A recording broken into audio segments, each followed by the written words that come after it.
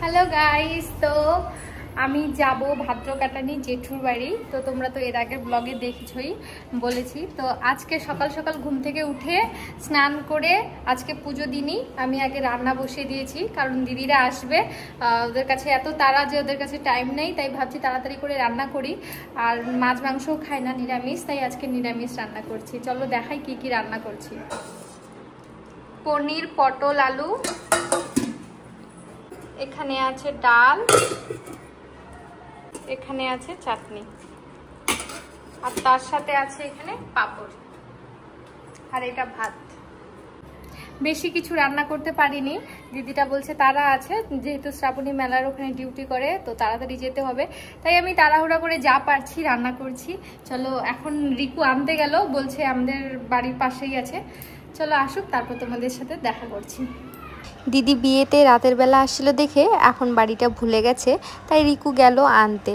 তো ওই যে দিদি আসছে, আর দিদির মেয়ে আর একটা ছোট বাচ্চা মেয়ে, ও হচ্ছে দিদির জায়ের মেয়ে। যাই হোক, ওরা আসলো, আর দেখো কত কি নিয়ে আসে, জুস নিয়ে আসে, 2 রকমের মিষ্টি নিয়ে আসে, তার সাথে আমাদের বাড়ির বাচ্চাগুলোর জন্য আবার চকলেট, বাউলি কেক এইসব নিয়ে আসে। কি দরকার বলো তো এত কিছু আনার।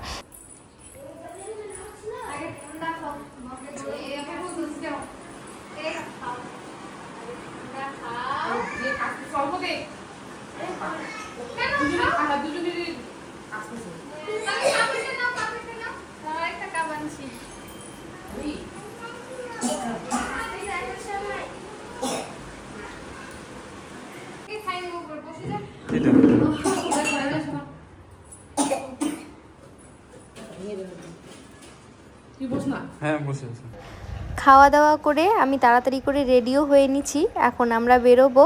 আর যাওয়ার সময় রিকু আবার আমাকে হাত খরচার জন্য টাকা দিল। আর দেখতে পাচ্ছ রিকুও ব্লগ বানাচ্ছে। আমার যে আগের মোবাইলটা আছে সেটা এখন রিকু নিয়ে নিয়েছে। বাড়িতে এখন 2টা ব্লগার। আর এমনিতেও আগের থেকে রিকু ভিডিও বানাতো, কিন্তু আমার প্রবলেমের জন্য যখন আমার মোবাইল ছিল না, তো ওর মোবাইলটা আমাকে দিয়ে দেয় ব্লগ বানানোর জন্য।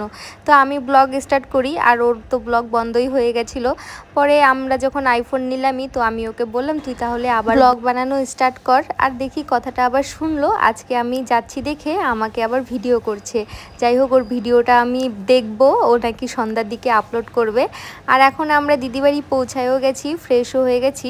এখন দিদিবাড়ি থেকে যাচ্ছি হচ্ছে জেঠুর বাড়ি। দিদির পাশের বাড়িতেই বিয়ে হয়েছে, তাই দিদির বাপের বাড়ি আর শ্বশুর বাড়ি এক জায়গায়। আর এটা হচ্ছে আমার জেঠিমা, আর এটা হচ্ছে জেঠিমার ননদ, জেঠুর দিদি আমার হবে পিসিমা। যাই হোক, পিসিমার সাথেও দেখা হয়ে গেল এসে।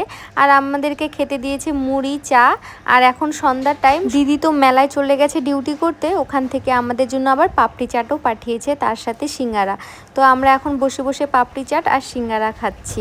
ওইদিকে আবার বড় মা রান্নাও করেছে। তো এখন আমরা ভাত খেয়ে নিব। আর জানো, যে পিসির বাড়িটাতে আমরা গিয়েছিলাম, ওই পিসিও আসছে এই ভাইয়ের বাড়িতে। তো ভালোই হলো, দেখা হয়ে গেল। চলো আজকের ব্লগটা তাহলে এখানেই শেষ করি। টাটা, ভালো থেকো সবাই।